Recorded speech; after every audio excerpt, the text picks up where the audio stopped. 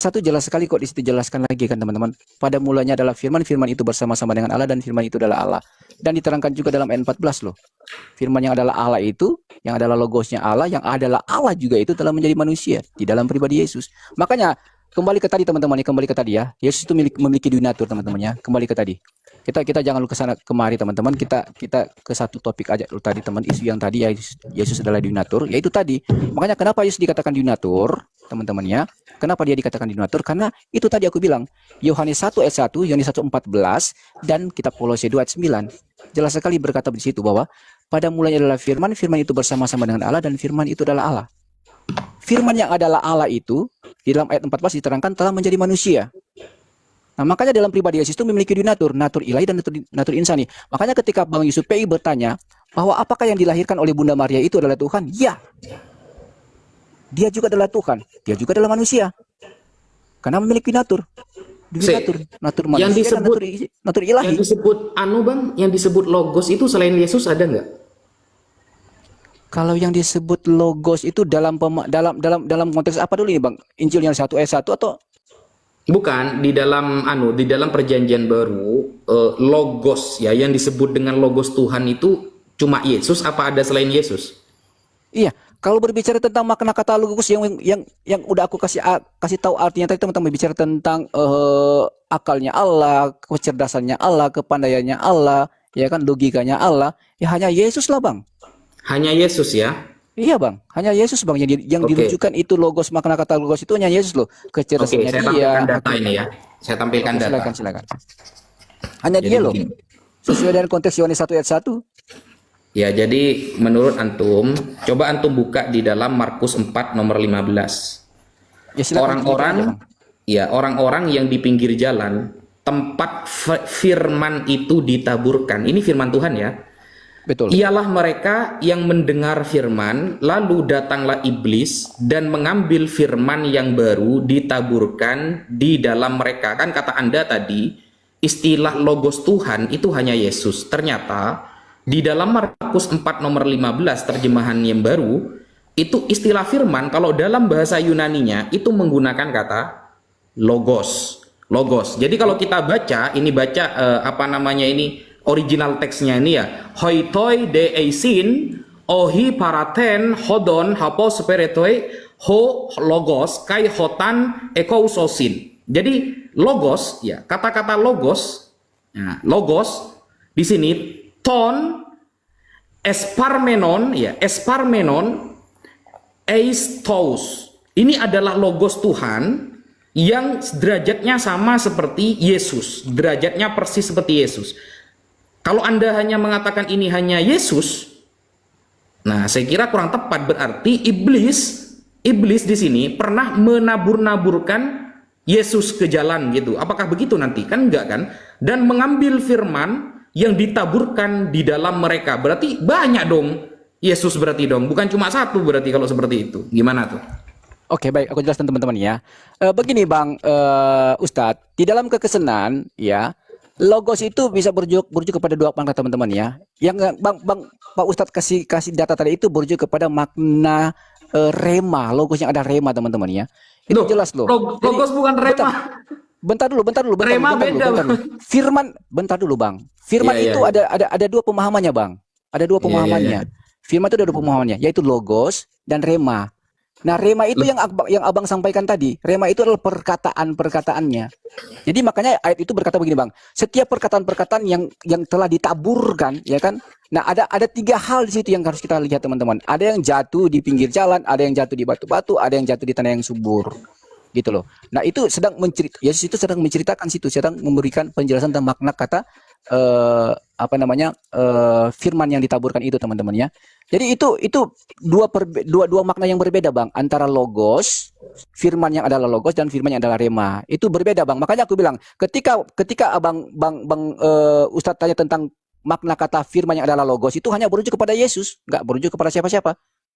Begitu, Bang. Jadi yang dimaksud tadi dari ayat Abang tadi itu kata firman yang berujuk kepada makna kata rema. Gitu, coba saya minta data rema, bahwa maksud ini masuk kepada rema. Coba saya minta datanya. Karena begini, Bang. Jelas, Bang. Karena logos logos yang dirujuk kepada situ udah jawab tadi teman-teman ya. Logos yang merujuk kepada situ berbicara tentang apa? Berbicara tentang akalnya Allah, kecerdasannya Allah, pikirannya Allah, ya kan, logikanya Allah. Jelas ya? Nah, rema di sini berbicara tentang apa? Rema di sini berbicara tentang perkataannya Allah atau kalamnya Allah. Gitu loh. Datanya Jelas ya, mana? teman-teman ya? Datanya mana? Datanya mana? Bentar Bang. Bentar. Jadi rema itu berbicara tentang perkataannya Allah dan logos itu berbicara tentang kecerdasannya Allah. Nah, ini dua hal yang berbeda, Bang. Tapi memiliki satu hakikat, yaitu ya hakikatnya Allah. Yang namanya perkataan Allah pasti Allah. Ya kan? Yang namanya logikanya Allah, yang namanya kecerdasannya Allah pasti Allah. Itu, Bang. Itu aja yang Iya. apa namanya? Datanya? Perlu teman-teman ketahui ya, teman-teman. Ya, makanya ketika Datanya? Pak Ustadz Wifi bilang sama saya, apakah logos itu hanya diperuntukkan atau dirujukan kepada Yesus? Yes. Itu enggak keliru, Panik enggak salah. dia. Datanya Panik mana? dia. Datanya Oke, bentar ya teman-teman ya. Oke, bentar. Aku Datanya mana? ya, teman-teman ya. Data bahwa Oke, bentar. Markus 4 nomor 15 itu maksudnya kepada rema. Datanya mana? Karena rema Oke, baik. beda jauh. Aku buka ya teman-teman ya. Aku nggak kemana-mana aja lah. Aku nggak kemana-mana aja lah. Lukas berapa tadi Pak Ustadz? Bukan Lukas. Lukas, Markus. Markus ya. Bentar. Hmm. Bentar.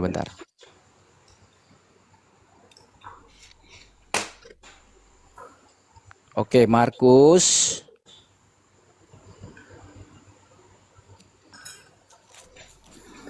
Oke, Markus berapa tadi Pak Ustadz? Izin ya Pak Ustadz ya. Markus pasal 4 ayat 15. Pasal 4 ayat 15. Oke. Aku baca teman-teman ya. Perumpamaan tentang seorang penabur. Oke, ayat 14. Penabur itu menaburkan firman. Ingat ya, penabur itu Ya, menaburkan firman. coba baca original teksnya Bang, biar kita Bentar, Bang. tahu itu bukan memra gitu. Ini Bang, sebenarnya begini teman-teman ya, ketika kita berdiskusi teman-teman ya, ini yang sering kali menjadi landasan teman-teman berdiskusi sama orang Kristen itu minta original teks, ya kan? Enggak, Pastilah. maksudnya kan Bentar, tadi ya, bentar Anda dulu, Bang, bentar. mengatakan Ya, bentar dulu, logos Bang. yang dimaksud di ayat ini itu memra. Enggak. Itu coba baca original teksnya gitu. Nggak, bentar dulu Bang. Gini Bang, ini yang menjadi seringkali yang menjadi standar buat teman-teman Islam kan, ketika berdiskusi sama teman-teman Kristen kan, yang menjadi standar kali itu original teks loh, ya kan? Nah, ini yang seringkali dalam perdiskusian yang seringkali menjadi satu hambatan ya teman-teman ya. Karena apa? Gini teman-teman. Karena Alkitab kami Bang, jelas ya, Alkitab kami itu nggak pernah kami ragukan loh. Nggak pernah kami ragukan bahwa Alkitab kami ini bertentangan dengan original teks loh. Ya Makanya enggak apa-apa, itu kan begini keimanan. Bang Wifi, izin Bang Wifi ya. Aku Nggak kalau apa-apa. diskusi Bang Wifi, aku kalau diskusi sama siapapun teman-teman, sama siapapun, aku nggak pernah keluar untuk menjawab setiap pertanyaan teman-teman. Aku nggak pernah keluar dari literasi yang ada di dalam Alkitab. Ya coba ditunjukin ke layar datanya bahwa logos di sini maksudnya memra. Gimana? Oke, bentar. Aku tunjukin ya. Ya. Karena kalau mau baca ini Bang panjang sih sebenarnya teman-teman ya. Aku balikan kamera, aku tunjukin.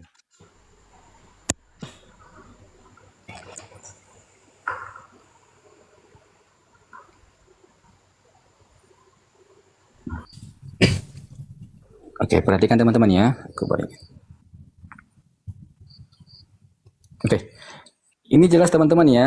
Ini berbicara tentang perumpamaan tentang seorang penabur. Jadi jelas ya teman-teman ya. Oke. Sekarang yang ditanyakan oleh Pak Ustadz ya, Ustadz Wafi ini ayat 14-nya. Ya kan? Ketutup ini teman-teman.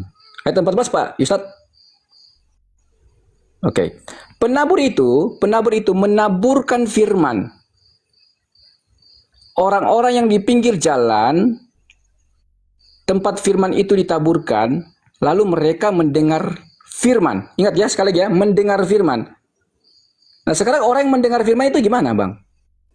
Apakah mendengar coba Pak Ustadz kasih pemahaman sama saya. Mendengar firman itu apa? Mendengar firman ini apa sebenarnya? Arti mendengar firman. Apakah bukan mendengar perkataan atau gimana menurut Pak Ustadz? Coba. Ya, Ini mendengar loh, perkataan. mendengar firman. Iya kan? Mendengar firman loh. Memranya mana memranya? Nah, bentar Pak Ustadz. Ini kan aku kan lagi kasih data Pak Ustadz ini pakai Alkitab Bible dalam dalam terjemahan LAI loh. Iya Makanya iya, aku kan yang udah bilang sampean pakai majalah siapa? Yang pakai Bible lah. Maksudnya itu Ya, ini lagi aku pakai Anda Alkitab saya, mengatakan kok. firman itu memra itu mana di sana? Mana data yang ini gitu? firman, Firman yang merujuk bukan firman yang merujuk kepada perkataan, yaitu remanya ini loh. Perkataannya. Nah, sekarang ketika orang mendengar firman itu apa? Apa yang mereka dengar kalau bukan perkataan? Coba Anda Anda buka logika Anda. Coba Anda buka logika Anda.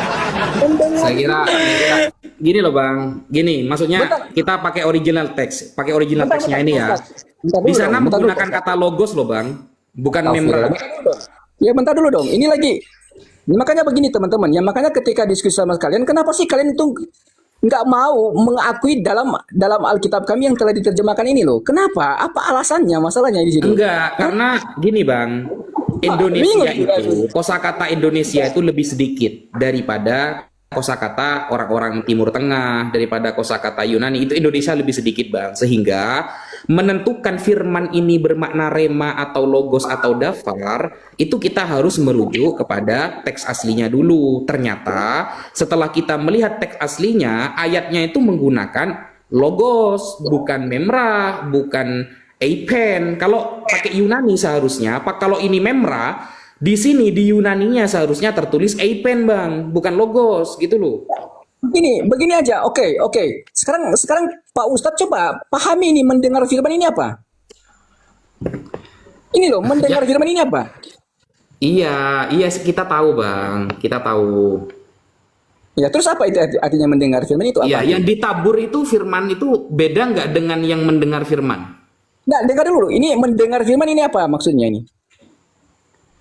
Yang Apakah mendengarkan mendengar? perkataan Bang. Ya udah.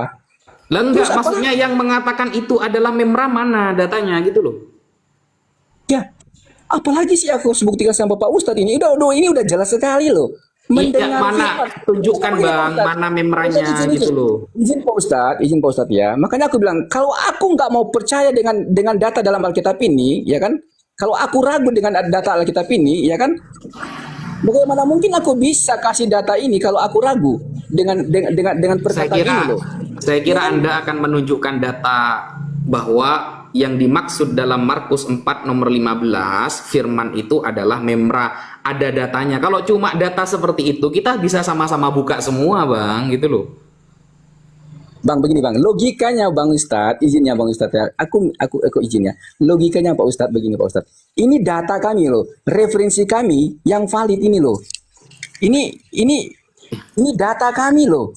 Untuk menjawab kalian itu dengan data ini aku rasa udah cukup untuk menjelaskan sama kalian loh. Aku rasa Karena jelas udah sekali kok. cukup. Ini udah jelas sekali kok di sini. Aduh, gimana sih teman-teman? Ya, apa-apa. Ini mendengar firman kok. Iya nggak apa-apa lah, nggak apa-apa. Iya, ya anggaplah gitu, nggak apa-apa. Tapi memang mendengar kok. Ini bukan melihat. Iya. Mendengar.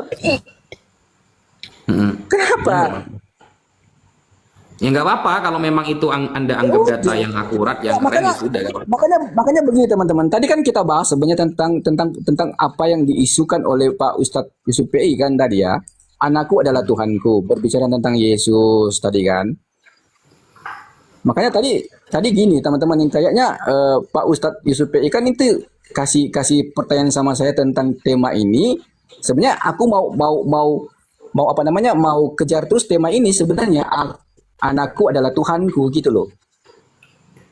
Karena ketika aku lihat temanya ini keren loh untuk didiskusikan ini loh. Anakku Nggak adalah apa-apa. Tuhanku. Iya kan? Kalau Anda oke lah, misalnya tema ini, ada nggak data bahwa Maria pernah menyembah anaknya? Ada datanya? Oke.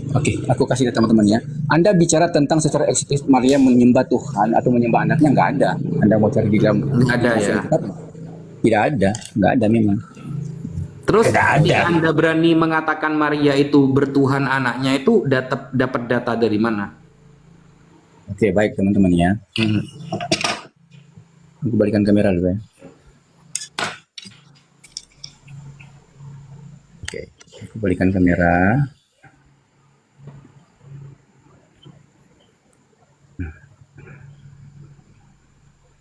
Bentar ya teman-teman.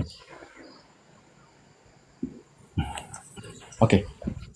Sekarang teman-teman, ketika Pak Ustadz Wafi bertanya kan teman-teman, adakah datanya secara eksplisit Bunda Maria itu menyembah Yesus? ya kan? Secara eksplisit aku bilang nggak ada. Nggak ada datanya di dalam Alkitab kami Bunda Maria itu menyembah Yesus. Nggak ada. Tapi kalau kita berbicara tentang apakah Bunda Maria tahu Yesus itu adalah Allah, Yesus adalah Tuhan, ya kan? Ada.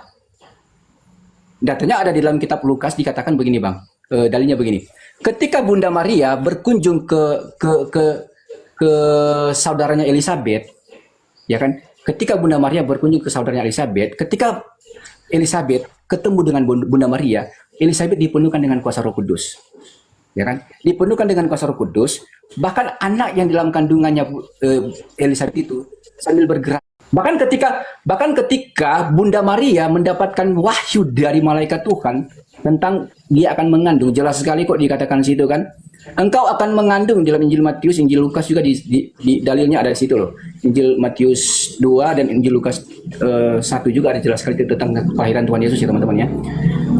Bunda Maria, engkau akan mengandung dan akan melahirkan seorang anak laki-laki dan engkau akan menamai dia Yesus. Sebab anak yang di dalam kandunganmu itu adalah berasal dari Roh Kudus dan dia akan disebut sebagai anak Allah yang maha tinggi. Artinya apa bang? Artinya dari perkataan daripada malaikat itu memang enggak langsung secara eksplisit bahwa anak yang kau kandung itu adalah Tuhan, enggak ya teman-teman ya? Enggak. Malaikat enggak nyampaikan itu kepada Bunda Maria. Anak yang di dalam kandunganmu itu adalah Tuhan, enggak. Tetapi ketika makna bicara tentang anak Allah yang maha tinggi, anak Allah yang tunggal itu udah berujuk kepada siapa sebenarnya teman-teman? Iya kan? Oke, berarti Roh Kudus, Roh. Intinya begini Pak Ustadz ya, kalau ditanya tentang data di dalam Alkitab, apakah ada secara eksplisit Bunda Maria menyembah Yesus? Tidak ada. Tidak ada ya teman-teman ya.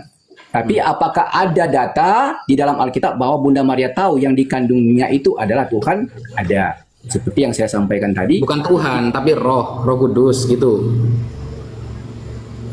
Gimana Bang? Bukan Tuhan, Roh Kudus yang dikandung dari Roh Kudus itu. Ya, dikandung dari Roh Kudus. Tapi apakah Oke, kita kunci itu ya. Kita kunci. Apakah Bunda Maria itu tahu bahwa yang dikandung itu adalah yang berasal dari Roh Kudus itu adalah Tuhan? Dia tahu dari apa? Dari pengakuan daripada si Elizabeth tadi. Oke, kita kunci kalimatnya. Kita kunci kalimatnya. Berarti Bunda Maria tahu ya. Bunda Maria tahu bahwa yang ada di dalam kandungannya itu berasal dari Roh Kudus. Begitu ya? Betul. Nah, pertanyaannya begini, Bang. Saya tahu bahwa Yesus, Bunda Maria, Elizabeth dan saat itu adalah orang-orang Yahudi yang mengikuti syariat Nabi Musa.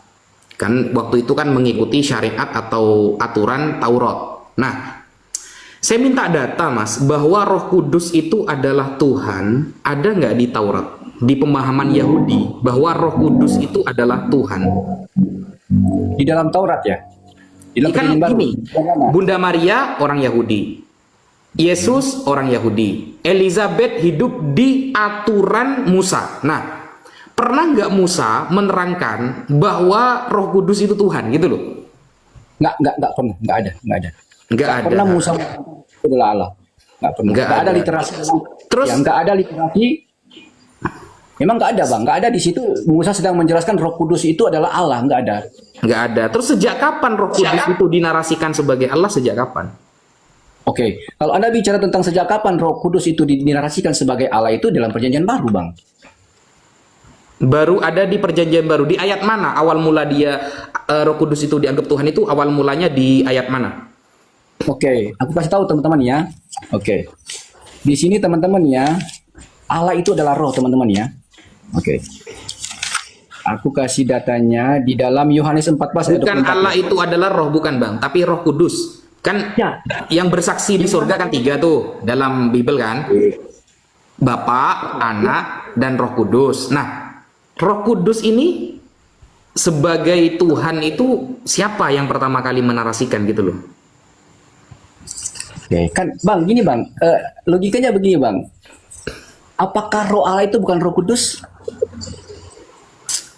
Iya kan? Allah itu adalah roh. Allah itu bukan Roh Kudus. Itu dibantah nanti Bang. Dibantah oleh Yohanes 3 nomor 34. Nggak apa-apa teman-teman, nggak apa-apa. Enggak, Apa-apa, coba buka Yohanes 3 nomor 34, ayat 34. Dibantah sama itu nanti. Bentar. Oke. Boleh juga dibaca. Aku kasih ayatnya teman-teman ya. Coba aku buka di dalam Ayub 33:4. Oke, aku baca di dalam Ayub 33:4 teman-teman ya. Enggak, tapi kalau aku baca Pak Ustadz, aku balikin kamera teman-teman ya. Kok Ayub? Katanya perjanjian baru yang mau dibacain. Bentar. Nanti aku kasih lagi loh. Oke. Tadi kan Pak Ustadz kayaknya nggak mau terima juga kan tadi ayatnya tadi, ya kan? Oke. Oke, bentar ya. Tapi aku sebenarnya lebih kecondong mau kasih ke Pak Ustadz ini di dalam Yohanes 4 ayat 24 gitu loh. Aku baca dulu Yohanes 4 ayat 24 ya, supaya aku nggak keluar dari apa yang aku sampaikan tadi, bahwa aku harus buktikan di dalam perjanjian baru kan tadi kan. Oke. Yohanes 4 ayatnya yang ke-24. Oke. Ayatnya ke-24 apa sih bunyinya teman-teman ya? Perhatikan teman-teman.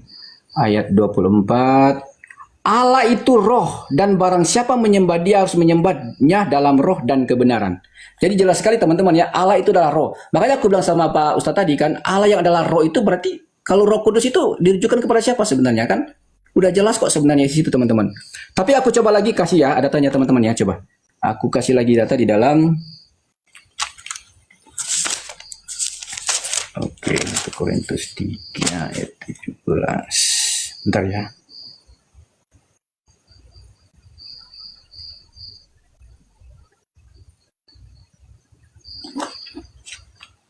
Buka kamera kau lah. Tunjukin ke layar.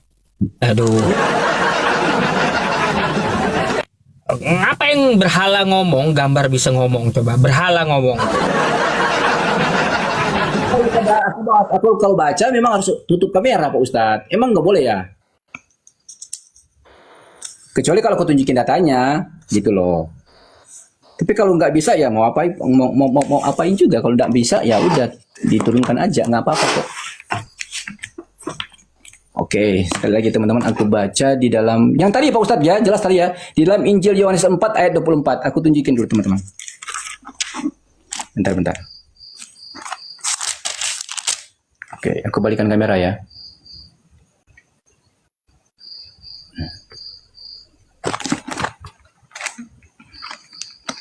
Ayatnya yang ke-24. Oke. Ini ya teman-teman ya. Ayatnya yang ke-24. Ini teman-teman. Kok nggak kelihatan ya teman-teman? Ini ya. Allah itu roh. Ini teman-teman ya. Allah itu roh, dan barang siapa menyembah dia harus menyembah dalam roh dan kebenaran. Ini loh Bang. Makanya ketika bentar. Ya Yohanes dong. Yohanes 4 ayat 24. Allah itu roh. Dan barang siapa menyembah dia harus menyembahnya dalam roh dan kebenaran. Coba nitip Bang, Yohanes 3 ayat 34 dibukain Bang. Oke, aku buka ya teman-teman ya. Yohanes 3 ayat berapa Bang? Ayat 34. Coba dibacain Bang. 4. Oke. Kesaksian Yohanes tentang Yesus ayat 34. Sebab siapa yang diutus Allah, dialah yang menyampaikan firman Allah.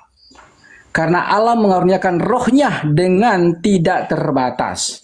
Dia berarti semua nabi Tuhan nanti itu.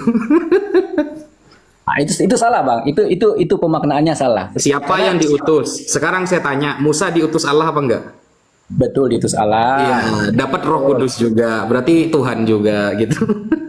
Arti makna dari kata mendapat Roh Kudus itu Bang, mendapatkan sesuatu yang lebih dari, sekali lagi ya, yang lebih dari manusia biasa loh. Iya, Gitu loh. setiap Artinya, ya. Itu setiap kata-katanya ya. Jadi setiap yang diutus Allah, dialah yang menyampaikan firman Allah, karena Allah akan memberikan rohnya dengan tidak terbatas. Jadi roh Allah itu banyak gitu loh. Yang kita pahami, roh Allah itu banyak. Jadi setiap orang yang diutus itu dapat roh Allah semua, dapat Roh Kudus semua. Apakah semua rasul berarti Tuhan? Kan enggak gitu. enggak. Itu aja Abang udah jawab sebenarnya. Apakah semua nabi itu adalah Tuhan? Enggak kok. Aku Kan udah dapat jawab. Roh Kudus juga semuanya. Gimana? Karena makna itu bang, makna memberikan Roh Kudus itu artinya memberikan kuasa, memberikan artinya gimana sih? Kok masa sekelas Ustadz Wafi kok nggak ngerti tentang itu pula? Contoh misalnya, aku mirroring sedikit ya, mirroring. Contoh misalnya dalam iman Islam, ya kan? Ini dalam iman Islam loh. Aku mirroring sedikit teman-teman ya, izin ya.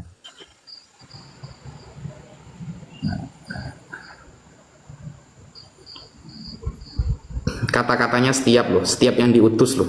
Yang diutus berarti banyak. Ada Elia, ada Setiap Yesaya, yang diutus, ada Musa. setiap yang diutus akan memperoleh kuasa Roh Kudus, memperoleh kuasa Roh, diberikan Roh, artinya diberikan kuasa, diberikan petunjuk, diberikan karunia. Yesus Itu berbicara diberikan tentang kuasa apa punya kuasa sendiri? Oke, baik. Kalau berbicara tentang Yesus, Bang, kalau berbicara tentang Yesus, karena dia itu adalah Allah. Enggak, Yohanes dia 2, diberi kuasa atau punya kuasa sendiri.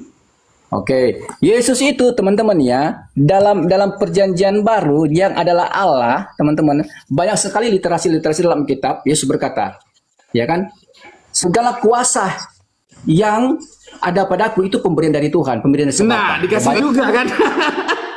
Betul, betul Bukan punya dikasih dia kok, sendiri dikasih. kan? Dikasih semua.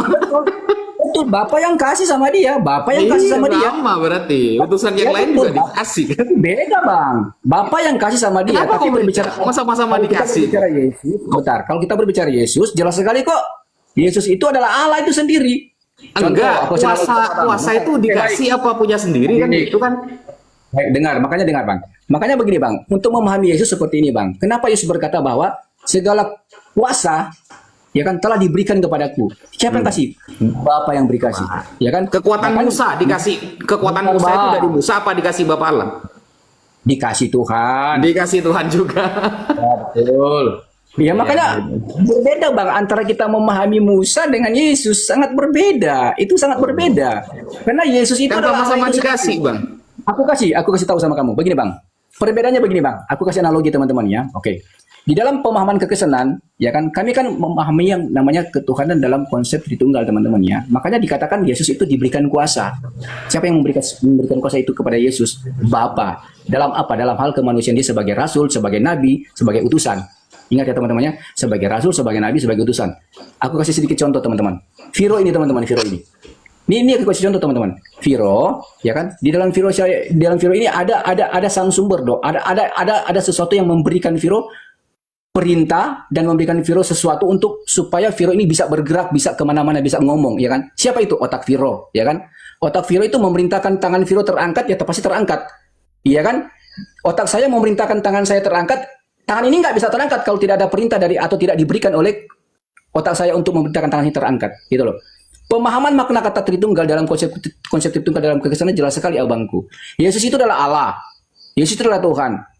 Karena dia memiliki hakikat keilahiannya. Bapa itu adalah Allah juga. Roh Kudus itu adalah Allah juga. Bapa, Putra, dan Roh Kudus memiliki peran yang berbeda. Bisa dibedakan tapi tidak bisa dipisahkan dalam kehakikatan sebagai Allah. Contoh tadi aku bilang tadi. Kenapa Yesus bilang aku diberikan kuasa? Seperti tangan ini. Tangan aku ini tidak bisa bergerak kalau tidak ada perintah dari sang sumber saya ini. Dari otak saya ini. Tapi apakah ini bukan manusia? Bukan saya. Saya. Loh, Gitu loh. nggak gitu, Bang, nggak gitu.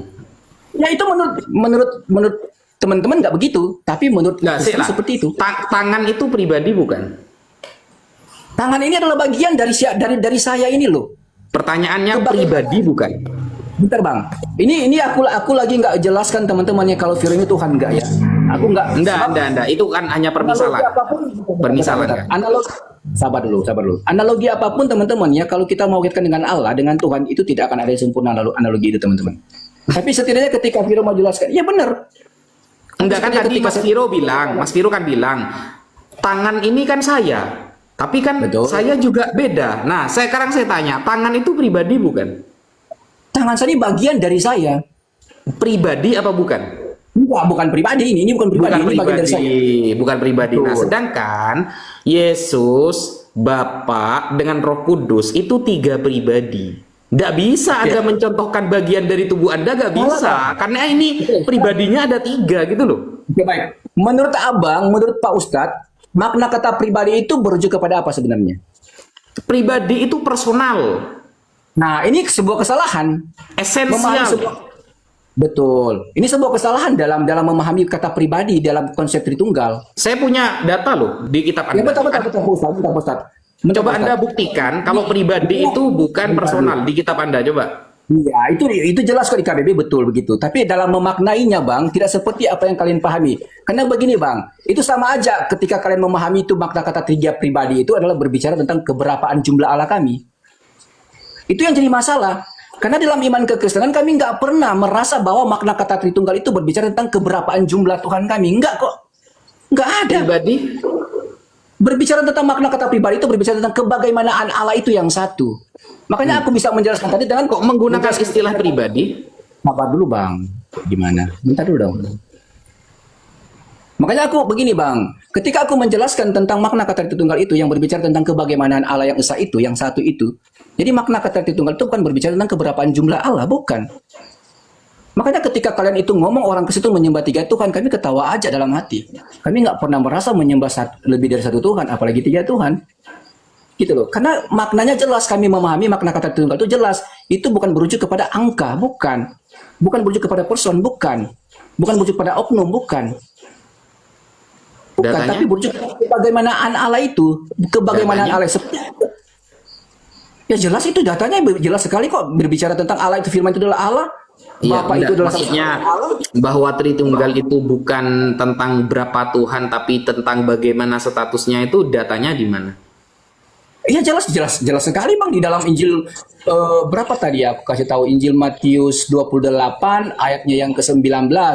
Injil Loh, di dalam kitab Kejadian 1 ayat 2 dan 3. Matius 28 nomor 19 itu ayat tambahan, Bang, bukan ayat asli. Itu menurut Anda. Loh, menurut saya bukan, itu menurut kekristenan.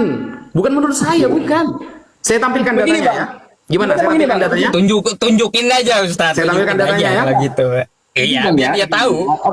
Oke, baik, izin. Nanti Anda akan tunjukin lagi data itu bahwa itu ayat tambahan. Anda mau menarasikan dengan data apapun teman-teman ya, tidak akan pernah goyahkan keabsolutan dalam Alkitab, Bang ya. Enggak, ternyata Jadi yang- ayat Jelas. gini, Bang. Maksud saya Bentar, itu Bang. begini. Maksud saya Bentar, begini. itu data yang Pak Ustadz kasih sama saya itu udah menurut saya udah klasik ya teman-teman ya. Bahas Loh, tentang tapi bisa Yohanes. dibantah nggak?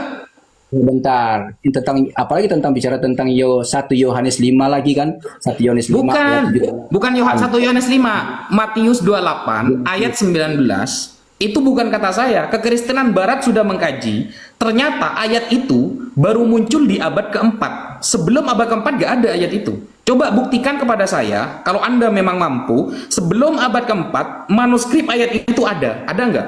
Bukan kata saya ya, tapi kata kekristenan di barat. Setelah dikaji, ternyata ayat Tritunggal yang menjadi ujung tombak ajaran kekristenan itu ayat palsu. Bukan kata saya, Bang. Kata para pengkaji sekuler di barat. Dan itu baru muncul di abad keempat. Coba buktikan sebelum abad keempat ada nggak ayat itu? Coba. Oke, begini aja Pak Ustadz. Terserah Pak Ustadz lah. Pak Ustadz mau angkat datanya apapun, itu bukan menjadi dasar kami ya teman-teman ya. Itu bukan menjadi dasar kami. Tapi nggak apa-apa. Silakan Pak Ustadz kasih datanya bahwa ayat itu di dalam Injil Matius 28 ayat 19 itu adalah ayat sisipan, ayat tambahan atau ayat palsu. Nggak apa-apa teman-teman. Tidak masalah dalam iman kekristenan. Tapi iman kekristenan jelas sekali teman-teman ya. Dalam iman kekristenan jelas sekali. Di dalam Alkitab ini teman-teman ya. Itu kebenarannya udah fix, nggak ada. Anda mau kasih data apapun, no problem buat kami, nggak masalah. Karena data itu kami nggak pakai, gitu loh. Yang kami pakai Nggak itu apa-apa, data tapi yang Anda harus bisa membantah, Mas. Karena ini iman Anda gitu. bukan masalah dibantah. Ini udah ada datanya kok, Bang. Injil Matius 28 ayat 19 sudah tercatat di sini. Bukan, sebelum abad keempat ada nggak ayat itu? Coba tunjukkan kepada saya. Sebelum abad keempat Injil nih Matius. ada nggak? Bang Isupe sama Bang Ustadz, yang namanya kodeks teman-teman ya, yang namanya kodeks apalagi catatan-catatan kuno teman-teman ya, berkaitan dengan kitab suci teman-teman. Kita nggak tahu teman-teman. Contoh misalnya dalam Al-Quran juga, apakah Al-Quran itu bisa membuktikan semua ayat-ayat di dalam Al-Quran ada 30 juz itu bisa dibuktikan? Ada semua original teksnya yang memang dicatat semua ada nggak? Itu aja pembuktinya ada nggak sekarang? Karena kalau mau cari kodeks-kodeks tertua semua udah, kita nggak tahu teman-teman. Iya kan kita nggak tahu loh. Kalau kita bicara tentang bahas kitab suci loh, Coba buktikanlah juga. Al-Quran itu, ya kan, original teks itu dari memang 30 juz itu memang ada enggak sampai saat ini? Untuk membuktikan itu. Iya kan? Makanya sama aja Pak Ustadz. Ada. Kok ada pula? Ada. Mau kau kutunjukkan nanti? Ada. Nih, Ya, coba tunjukin ya. semua. Oke baik, tunjukin semua. Ini ya. Ini bukan Udah, kata itu saya, teman-teman. Jadi ini Udah basi, Pak ini ya. Ustadz. Ini dalam katolisitas.org. Ini bukan milik kita, tapi milik teman-teman dari bar. Ini aslinya berbahasa Inggris, tapi kita rubah dari ke dalam bahasa Indonesia. Keaslian dari Matius 28 nomor 19, baptisan dalam Trinitas. Jadi ini adalah ajaran utama yang dipakai oleh umat Kristen sebagai dalil Tritunggal. Nah, bagaimana jawaban website dari Barat ini? Ternyata begini teman-teman. Ini ya. Ini ya. Nih, pertama di sini penyusunan kodeks. Kita tahu bahwa tidak ada naskah asli dari seluruh Alkitab yang asli yang masih tertinggal. Sudah gak ada semua. Naskah aslinya sudah gak ada. Termasuk kitab Matius. Nah, kitab Matius yang dituliskan dalam bahasa Ibrani, mungkin Aram, masih diragukan, tidak ditemukan aslinya. Namun, kita mendapatkan kitab Matius dari kodeks tertua, dari Alkitab yang kita kenal saat ini, seperti kodeks Vatikanus. Vatikanus abad keempat. Adalah dari abad keempat baru ketemu. Gitu loh. Kesenjangan waktu dari abad 1 sampai abad keempat disebabkan karena Kaisar ini ya, Diocletian pada tahun 303 memerintahkan untuk menghancurkan dan membakar seluruh kitab suci. Nah, berarti kitab abang pun semuanya, bukan hanya Matius bahkan ya, semuanya itu baru ada di abad keempat ya, karena semuanya dulu dibakar, katanya seperti itu. Nah, dengan demikian maka untuk mengatakan bahwa Matius 28 nomor 19 bukanlah menjadi teks asli, tidak akan dapat dibuktikan secara absolut kebenarannya. Jadi gak mungkin bisa dibuktikan ini kebenaran ayat ini, gak bisa. Kenapa? Karena memang yang asli sudah gak ada bang, gitu. Baru ada di Vatikanus, kan begitu kan? Coba abang cari pembandingnya bang, ada nggak pembandingnya? Nah, gini aja Bang, kalau untuk dalam hal itu teman-teman ya, sekali lagi aku jelaskan, aku kasih jawaban teman-teman ya, aku tetap kasih jawaban yang sama, nggak akan berubah jawaban saya teman-teman ya. Intinya begini teman-teman ya, kalau mau dicari juga di dalam kitab suci manapun teman-teman ya, yang namanya kodeks asli atau catatan-catatan aslinya itu teman, original teksnya asli semua itu teman-teman, Anda juga biar mau kemana-mana pun nggak bisa ketemu teman-teman ya, karena udah memang begitu Bang. Masalahnya udah begitu, memang udah nggak ketemu, udah nggak dapat, gimana? Harus bikin apa? Oh gitu, oke lah. Contoh misalnya, bisa nggak teman-teman juga bisa buktikan dong, ya kan? Standar yang sama loh, ini standar yang sama digunakan Yusuf PI sama Ustadz Wafi buat saya kan, standar yang sama, bisa nggak buktikan sama saya sekarang? Apa? Tentang catatan-catatan Al-Quran, ya, catatan-catatan aslinya Al-Quran ya teman-teman ya, bisa nggak dibuktikan sekarang? Semua dari juz pertama sampai juz 30. Bisa nggak? Catatan asli ya teman-teman ya. Kalau bisa gimana? Ya kalau bisa ya. Kalau bisa gimana? Enggak, berarti hebat kalau bisa membuktikan data Loh aslinya. enggak, kita kasih perjanjian. Misalnya, cuma seperti itu ya. Misalnya saya bisa membuktikan asli. Iya, Ustaz. Ini kan waktunya Pak Ustaz buktikan. Ini tantangan Viro loh buat kalian berdua kan. Gini Mas Viro, bagi kami Mas Viro, umat Islam itu sudah biasa membuktikan kayak gitu tuh sudah biasa. Jadi saya sekarang menantang Mas Viro, misalnya saya sekarang membuktikan ya manuskrip di abad Rasulullah tentang Al-Qur'an ada. Gimana kalau begini? Gimana kalau begini? Kita apa namanya itu ya? Kita main cantik saja begini. Anda nggak bisa tadi membuktikan. Kalau Islam bisa membuktikan, ya Islam Anda bisa membuktikan. Anda bernadar atau Anda berjanji mentransfer kepada Ustadz Yusuf 2 miliar gimana? Astagfirullah. Emang aku harus jual gitu? Gimana? Memang harus jual ginjal gitu baru transfer 2 miliar. Gimana ini? Kok begini Bang, Pak Ustadz begini. Untuk menyampaikan kebenaran, apalagi dalam kebenaran Islam, teman-teman ya, apalagi Iya. ini udah salah. Anda udah keliru. Bentar gini Anda gini udah gini keliru. gini gini. Apa, Gini, Pak kalau Ustadz, kami bisa menunjukkan aslinya Al-Quran keseluruhan, apa gitu konsekuensinya? Ayo. Pak Ustadz, ini sebuah kebenaran bukan dipertaruhkan loh, bukan diperjualbelikan loh. Ingat ya. Enggak, saya tidak sedang memperjualbelikan. Saya hanya ingin menunjukkan bahwa Islam itu bisa membuktikan semuanya gitu loh. Gimana sih? Terbukti loh, Ustadz Wifi udah ngomong tadi loh, ditransfer 2 miliar loh sama Ustadz PI. Gimana ceritanya ini? Iya, untuk perjuangan agama lah, karena beliau punya yayasan begitu loh.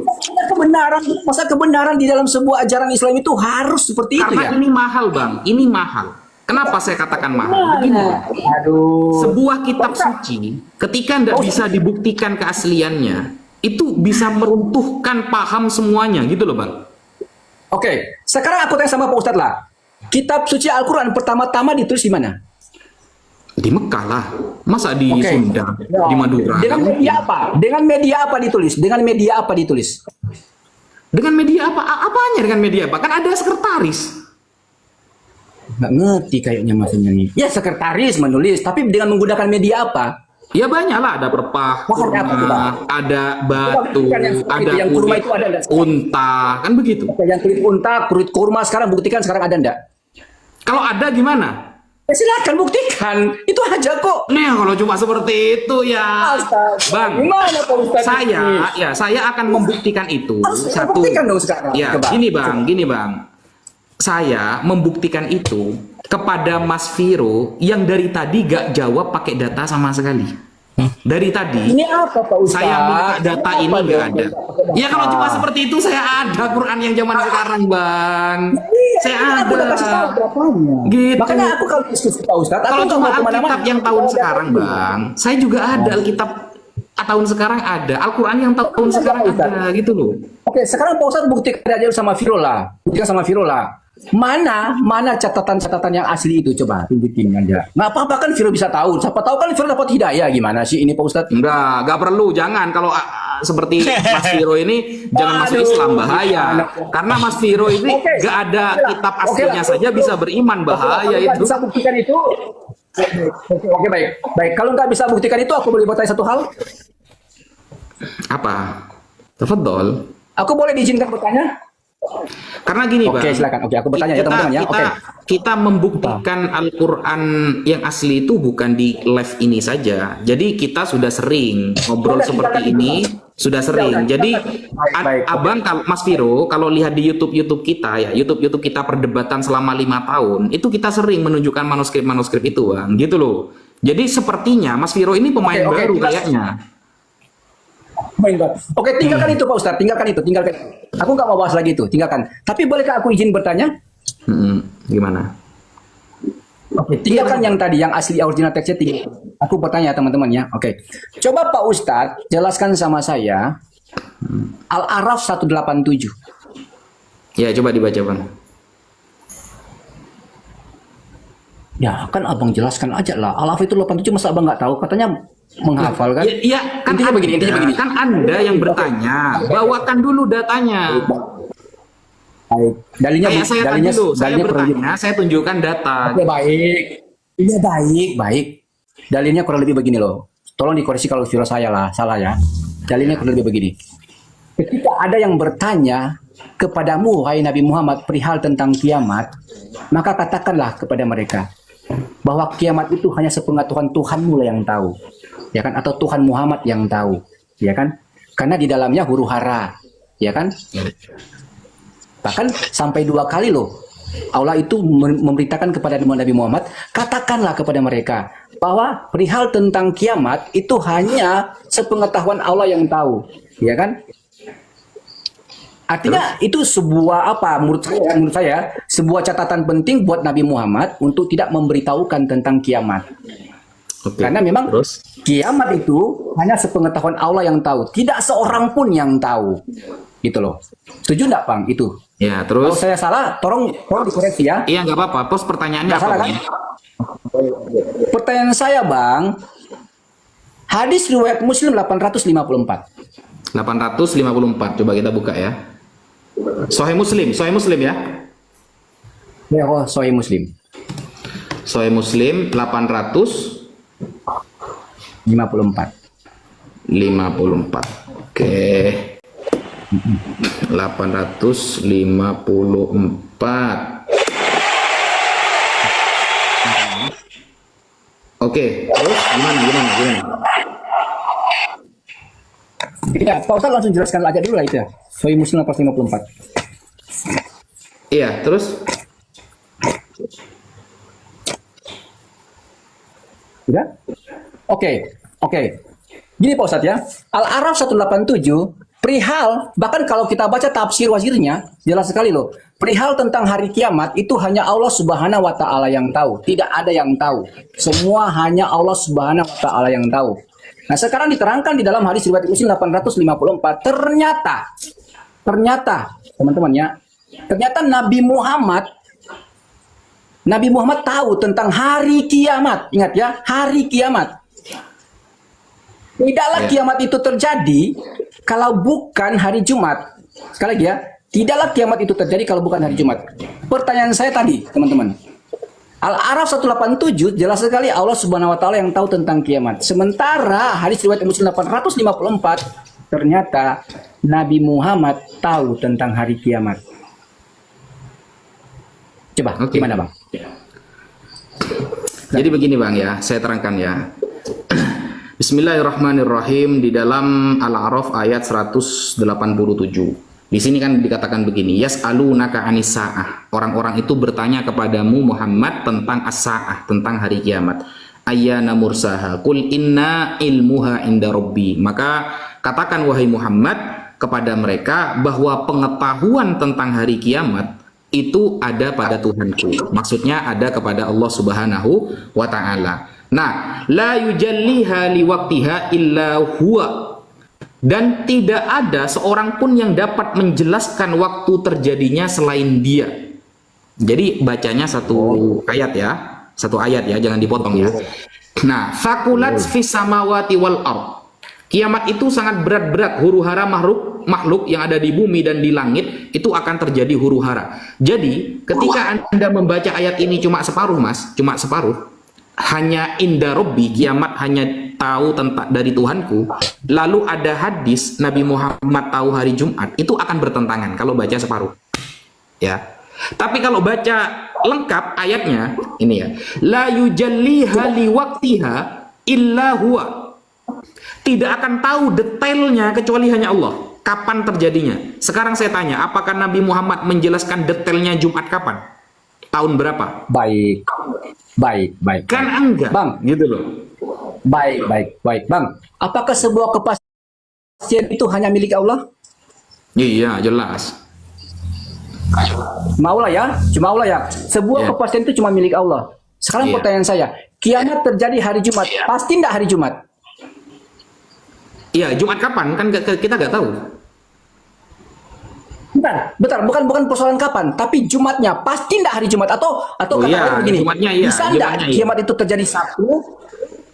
Bisa enggak terjadi jika kiamat itu Sabtu, Minggu, Senin, bisa, Selasa, kalau Rabu, Allah Kamis? Bisa enggak terjadi itu? Bisa diganti kalau Allah berkehendak. Enggak, sesuai dengan ayat itu, Bang, sesuai dengan dalil itu loh. Dalil itu yang ngomong loh.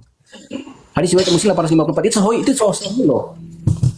Iya kan? Iya Bang, kan Rasulullah ngasih taunya hari Jumat, tapi kan tidak dikasih tahu detailnya kan Jumat kapan? Pasti ya Bang ya. Iya. Itu pasti, tapi Jumatnya pasti kan? Pasti Iya, kan? terus? Bukankah sebuah kepastian itu hanya milik Allah? Loh, tapi kan itu dari Allah Bang. Oke, tunjukin datanya di mana Allah pernah berfirman kepada Nabi Muhammad, wahai Nabi Muhammad, katakanlah bahwa kiamat itu akan terjadi pada hari Jumat. Bisa enggak Bang buktikan? Bukan gitu, itu salah pertanyaannya. Pertanyaannya yang benar begini Bang. Pernahkah Allah, gini yang benar, pernahkah Allah memberikan validasi kita harus percaya kepada Nabi Muhammad dalam segala hal? Nah, itu keren itu kalau begitu. Jadi apapun yang diucapkan oleh Nabi Muhammad, maka Allah menyuruh kita untuk percaya. Ada ayatnya, ada Bang, gitu. Banyak ayatnya. Begitu. Itu banyak bang, aku tahu itu ayatnya banyak loh. Lah, Aku tahu banyaknya. kan Itu sudah banyak. selesai kalau gitu. Allah nih bilang nih, apapun yang diucapkan Muhammad, percaya. Karena kalau kamu percaya kepada Muhammad, maka kamu mencintai aku dan aku akan mengampuni dosa kamu. Gitu. Oke, baik. Tadi kan udah sepakat kita teman-teman ya, bahwa sebuah kepastian itu hanya milik Allah, ya kan? Ya. Oke, sekarang kepastian hari kiamat itu hari Jumat itu, sedangkan di dalam Al-A'raf 187 dijelaskan bahwa hanya Tuhan yang tahu. Tidak seorang pun yang tahu tentang kiamat loh. Ini bang. Coba baca tafsirannya bang. Saya kasih ayat Coba ya. baca tafsirannya bang. Saya kasih ayat ini. Tafsirnya. Ini saya kasih ayat ya. Ya, Bang. Maksa banget sih gini. Sebenarnya sudah jelas ya. Aku bukan maksa, cuman aku terperangkap, jujur teman-teman ya, aku terperangkap dengan hari Jumat yang pasti itu loh.